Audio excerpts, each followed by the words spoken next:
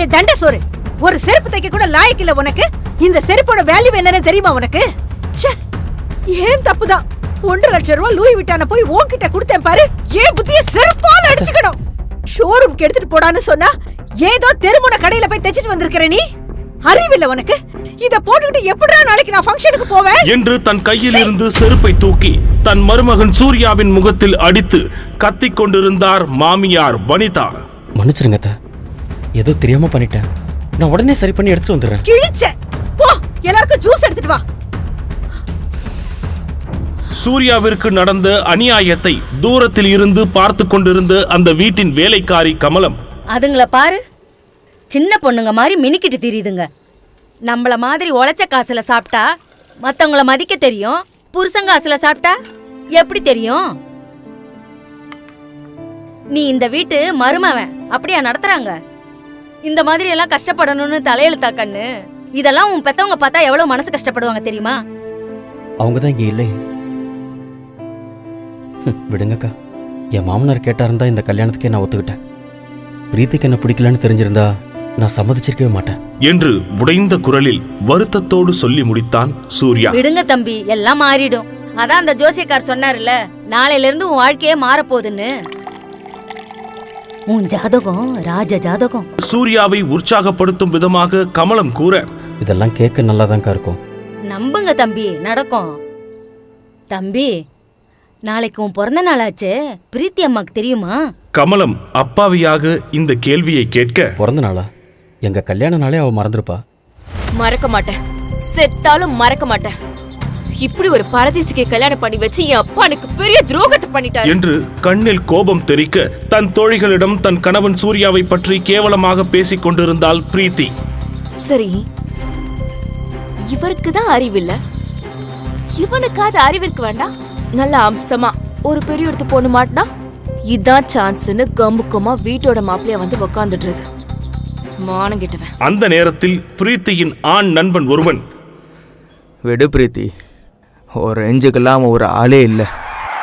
பிரீத்தியின் முடிவை எதிர்பார்க்காத சூர்யா சிலை போல் செய்வதறியாது அதிர்ச்சியில் நின்றான்.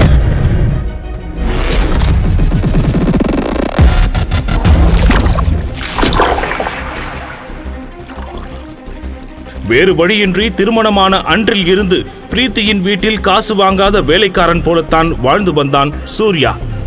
பிரீத்திக்கு சூர்யா மீது இருந்த கொடூரமான வெறுப்பை புரிந்து கொண்ட அவளுடைய தோழி, உனக்கு பிடிக்கலனா டிவோர்ஸ் பண்ணிட வேண்டியதானடி. அது அவ்வளோ ஈஸி இல்லை. அப்படி நான் மட்டும் அவனை டிவோர்ஸ் பண்ணனா என் அப்பா அவர் சொத்துல இருந்து ஒரு பைசா கூட கொடுக்க மாட்டாரு. அண்ட் அந்த கல்யாணம் அவர் முடிவு பண்ணது. அப்ப இதுதான் உன் தலையெழுத்தா? No no no no.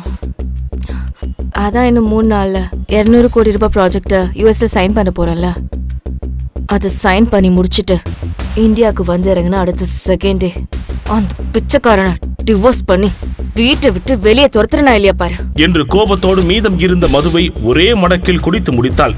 மறுநாள் காலை பரபரப்பாக தன் உடைகளை பேக் செய்து கொண்டிருக்க, தன்னுடைய பிறந்த நாளுக்கு அவள் வாழ்த்து தெரிவிப்பாள் என்று எதிர்பார்ப்போடு புது உடையணிந்து அவள் அருகே வந்து நின்றான் சூர்யா. ஆனால் பிரீத்தி அவனை ஒரு பொருட்டாகவே கருதவில்லை. பிரீத்திக்கு ஒருவேளை நம்ம பர்த்டே மறந்திருக்குமோ என்று நினைத்து கொண்டு ஏமாற்றத்துடன் அங்கிருந்து வெளியே செல்ல முயல, ஏதோ ஞாபகம் வந்தவளாக திரும்பிய பிரீத்தி வாழ்த்து சொல்லத்தான் தன்னை கூப்பிடுகிறாள் என்று மகிழ்ச்சி அடைந்த சூர்யா, சொல்லு பிரீத்தி, என்னோட லக்கி ப்ளூ சஃபர் நெக்லஸ் எங்கேயாச்சும் பாத்தியா? எங்க தேடியும் காணும் என்று பிரீத்தி சொன்ன அடுத்த நொடி மனம் தளர்ந்து போனான் சூர்யா. ஆனாலும் அதை கண்டு கொள்ளாமல், அதுவா, அது இந்த லாக்கர்ல தான் இருக்கு என்று சொல்லி சூர்யா ஜுவல்லரி பாக்ஸை எடுத்து கொடுக்க, பிரீத்தி அதனை அவளது பேக்கில் வைத்துவிட்டு கிளம்பினாள்.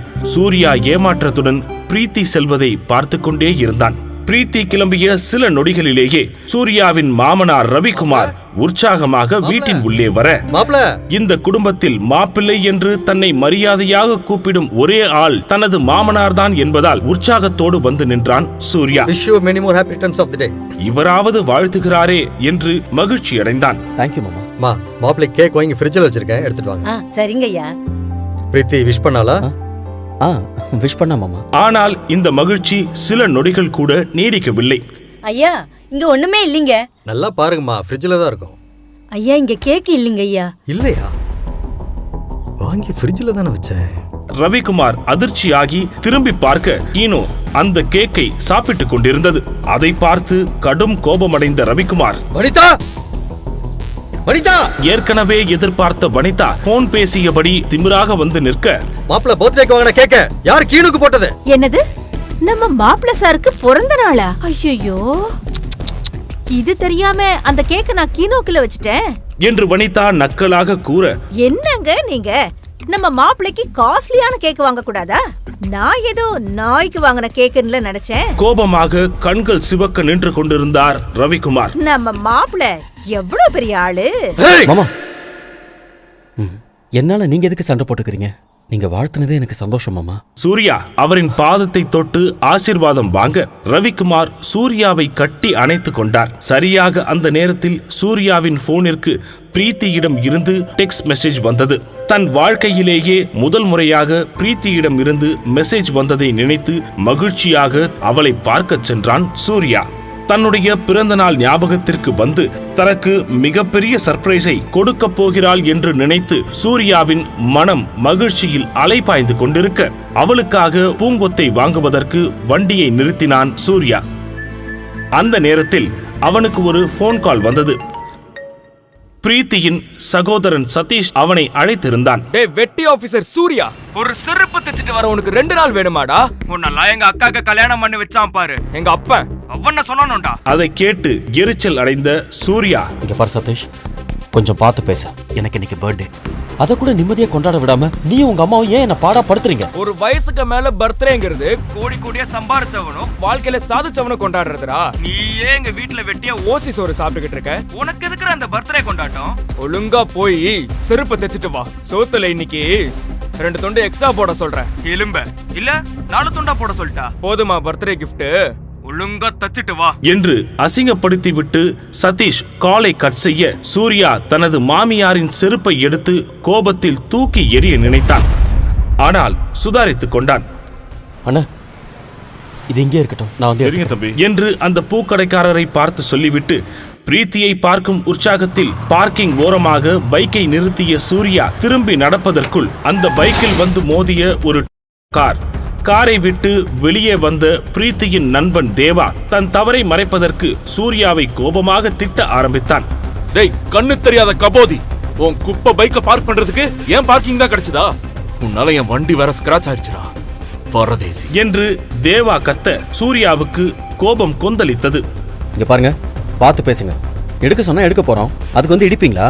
ஆக்சுவலா இங்க கோவப்பட வேண்டியது நானு என்று சொன்ன சூர்யாவை மேலும் கீழும் கேவலமாக பார்த்த தேவா, கோவப்பட்டு தான் பாரு, பார்க்க பரதேசி மாதிரி இருக்க. உன்னெல்லாம் எவன்டா உள்ள விட்டது?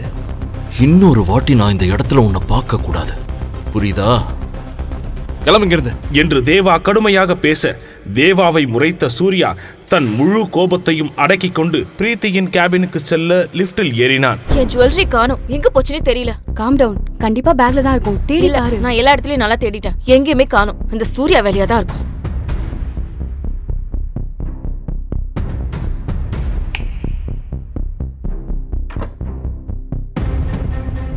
சூர்யா, ஒழுங்கு மரியாதையா ஜுவல்லரி பாக்ஸ்ல இருந்த செயின் எங்கன்னு சொல்லிடு. தெரியாதுன்னு மட்டும் சொல்லிடாத. பிரீத்தி கூறியதை கேட்டு சூர்யாவின் முகம் மாற, பிரீத்தி, நான் ஏன் உன் செயினை? ஏய், இந்த நடிப்புலாம் வீட்ல வச்சுக்கோ. செயின் வேணும்னு சொன்னப்போ அடுத்த செகண்ட் லாக்கர்ல இருந்து நீதான் எடுத்து கொடுத்த. நான் ஓபன் கூட பண்ணாம உன் மேல இருந்த நம்பிக்கையில எடுத்துட்டு வந்தேன். இப்ப உள்ள பார்த்தா செயினை காணோம்.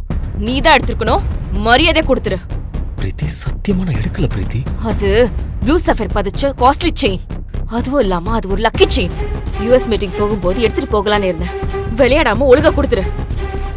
பிரீத்தி ப்ளீஸ், எல்லாரும் பாக்குறாங்க, சட்டையில இருந்து கையட என்று மெல்லிய குரலில் அவளிடம் கெஞ்சினான். எடுக்க முடியாதுடா. உன்னை கல்யாணம் பண்ணதுல இருந்து என் மரியாதையே போச்சு. ஆபீஸ்ல இருக்கவங்களா உன்னை ஏன் நான் செலக்ட் பண்ண, எனக்கு உடல் ரீதியா ஏதோ பிரச்சனை இருக்குன்னு அவங்கள ஒரு முடிவுக்கு வந்துட்டாங்க. போதும், என் அப்பா சொன்ன ஒரே காரணத்துக்காக உன்னை கல்யாணம் பண்ணது போதும். அதனால நான் இப்போ அனுபவிக்கிறதும் போதும் என்று பிரீத்தி திட்டிக் கொண்டிருக்கும் போது அங்கே வந்த தேவா, பிரீத்தி, என்ன பிரச்சனை? இவன் எதுக்கு உங்ககிட்ட பேசிட்டு இருக்கான்? What's happening? முதல்ல யார் இவன்? இவனை பத்தி பேசுறதுக்கு இவன் ஒருத்தே இல்ல. ஏய், என் ஃபிளைட் போர்டிங்க்கு இன்னும் 1 hour தான் இருக்கு. அதுக்குள்ள என் செயின் கைக்கு வந்தாகணும், இல்லன்னா அவ்வளவுதான். பிரீத்தி, டோன்ட் வரிடா, நீ அமெரிக்காக்கு போயிட்டு வந்த உடனே இதே மாதிரி செயின் நான் உனக்கு பிரசன்ட் பண்றேன். It will look lovely on you. என்று தேவா பிரீத்தியின் தோளை தொட்டு ஆறுதலாக பேச, தேவாவை பார்த்து பிரீத்தி புன்னகைக்க சூர்யா மனமுடைந்து திரும்பி நடக்க ஆரம்பித்தான். ஏய், ஒரு நிமிஷம் இரு. என்னது இது கையில? குடு குடு குடு குடு. இது எதுக்கு? பிறந்த நாள் வாழ்த்துக்களுக்காக வந்தவன் திருடன் என்கின்ற பட்டத்துடன் மனமுடைந்து வெளியேறினான். பின்பு பார்க்கிங்கில் பித்து பிடித்தவன் போல் நின்று கொண்டிருந்த சூர்யாவிற்கு கமலம்மாவிடம் இருந்து கால் வந்தது. ஹலோ தம்பி, எங்க தேடி அந்த செயின் கிடைக்கலப்பா. இப்ப என்னப்பா பண்ண போற நீ என்று அக்கறையாக கேட்ட கமலத்திடம், அக்கா எனக்கு தெரியலக்கா என்று பாவமாக கூறினான் சூர்யா. ஆ, என் தாலி செயின் இருக்குது, அத வேணா வச்சு புது செயின் வாங்கி பொண்ணுக்கு கொடுத்துறியா என்று கமலம் அப்பாவியாக சொல்ல, சூர்யா திடீரென உடைந்து அழ ஆரம்பித்தான். தம்பி தம்பி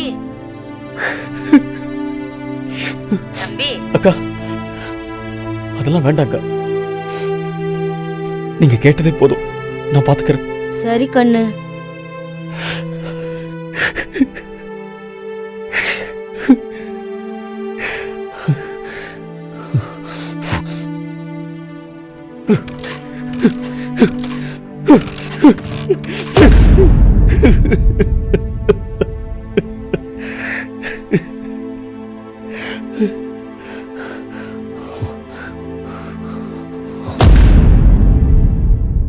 பிரீத்தி கோபமாக சேரில் உட்கார்ந்திருக்க அவளை சுற்றி அவளுடைய தோழிகளும் தேவாவும் நின்று கொண்டிருந்தார்கள். தேவா பிரீத்தியை சமாதானம் செய்து கொண்டிருந்தான். அடம் பிடிக்காத பிரீத்தி, செக்கினுக்கு இன்னும் 1/2 மணி நேரம் கூட இல்ல. அந்த ஃப்ராடு இந்நேரம் அந்த செயினை வித்திருப்பான். ஆமாம் பிரீத்தி, சொன்னா கேளு. நமக்கு செயினை விட அமெரிக்கன் டீல் தான் பெருசு. அதுக்கப்புறம் வந்து கூட நம்ம அவன் மேல கம்ப்ளைண்ட் கொடுத்துக்கலாம். டைம் ஆச்சு பிரீத்தி, கிளம்பு என்று மூவரும் சமாதானம் செய்த பிறகு அரை மனதோடு சூட்கேஸை எடுத்துக்கொண்டு கிளம்பினாள் பிரீத்தி.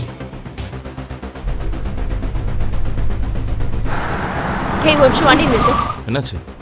இவன் வண்டியை பார்த்தாலே எனக்கு இரிட்டேட்டிங்கா இருக்கு என்று கூறிவிட்டு தேவாவை பார்த்த பிரீத்தி, அடிச்சு நொறுக்குடா என்று கோபமாக சொல்ல, தேவா மிகவும் வேகமாக தன் முன்னால் நின்ற சூர்யாவின் பைக்கை இடித்து தள்ளினார். திடீரென அந்த காரை வழிமறித்து ஒரு ஆட்டோ நிற்க சடன் பிரேக் போட்டு காரை நிறுத்தினான் தேவா.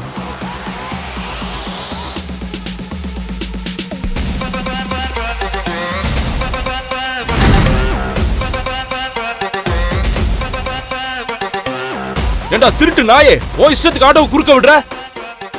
உன்னெல்லாம் ஆபீஸ்லயே செஞ்சிருக்கணும்டா.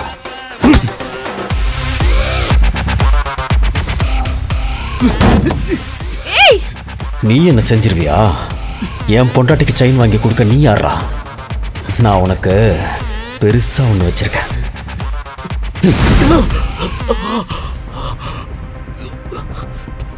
பாத்தியா பிரீத்தி? நீ செயினை திருடிட்டு அவனை தப்பா பேசுறியா? உனக்குலாம் என்ன தகுதி இருக்கு?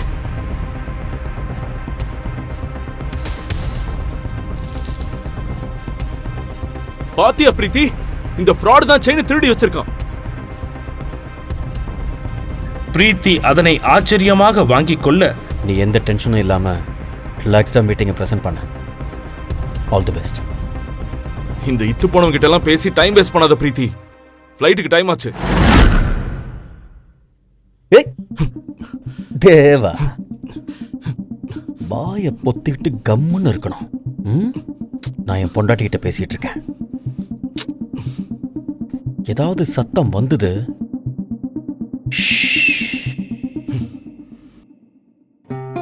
நீ எதுக்கும் கவலைப்படாத பிரீத்தி. நீ இன்னைக்கு கண்டிப்பா யூஎஸ் போவ. பத்திரமா போயிட்டு வா. Don't worry. Bye.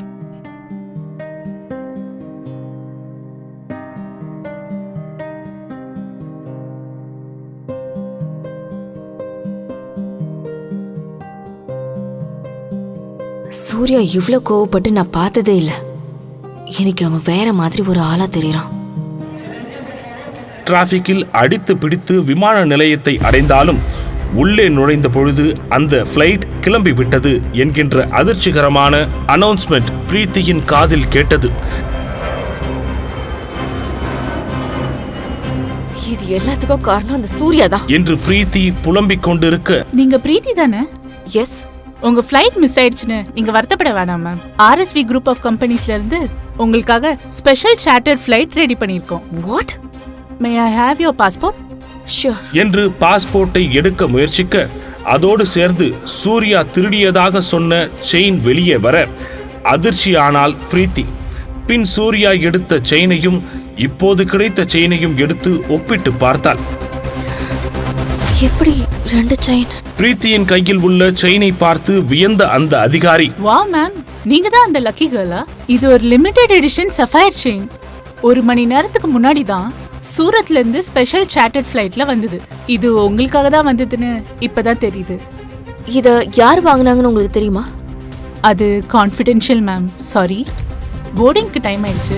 Shall we move Mrs சூரிய சக்கரவர்த்தி? சூரிய சக்கரவர்த்தி?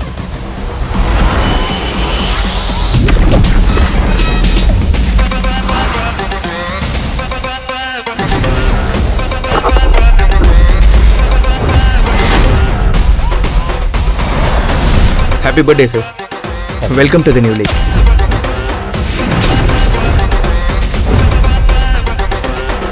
இது உங்க gift, sir. Sir, please. பெரிய உற்சாகம் இல்லாமல் அந்த காரின் உள்ளே ஏறி உட்கார்ந்தான். தன் பர்சில் இருக்கும் தன் அம்மா மற்றும் பிரீத்தியின் புகைப்படத்தை ஒருமுறை பார்க்கிறான். ஹலோ. ஹே பிரீத்தி, ஃப்ளைட் ஏறிட்டியா? இன்னும் இல்ல. என்னாச்சு? ஒரே நிமிஷம், என்ட்ரன்ஸ் கேட் கிட்ட மட்டும் வரியா? எதுக்கு? கொஞ்சம் அர்ஜென்ட், சீக்கிரம். இருவர். ஏர்போர்ட் என்ட்ரன்ஸுக்கு ஓடி வந்தாள் பிரீத்தி. அங்கே அவள் பார்த்தது கனவிலும் எதிர்பார்க்காதது. செருப்பு தைக்கச் சொன்ன மாமியாரே திடீரென்று எல்லோர் முன்னிலையிலும் மருமகன் காலில் விழுந்து மன்னிப்பு கேட்டது ஏன்? தாலி கூட வாங்கித்தர வக்கில்லாத புருஷன் எப்படி தன் மனைவிக்கு பல கோடி ரூபாய் சார்ட்டர்ட் ஃபிளைட்டை வாங்கி கொடுத்தான்? பென்ஸ் காருக்கு சொந்தக்காரன் ஒரு பிச்சைக்காரனை போல் நடிப்பது ஏன்? அவ்வளவு பெரிய US ஃபிளைட்டை ஒரு பிச்சைக்காரனுக்காக ஏன் நிறுத்தி வைத்தார்கள்? முழு கதையையும் கேட்டு மகிழ பாக்கெட் FM ஆப்பை டவுன்லோட் செய்யுங்கள். லிங்க் டிஸ்கிரிப்ஷனில் கொடுக்கப்பட்டுள்ளது.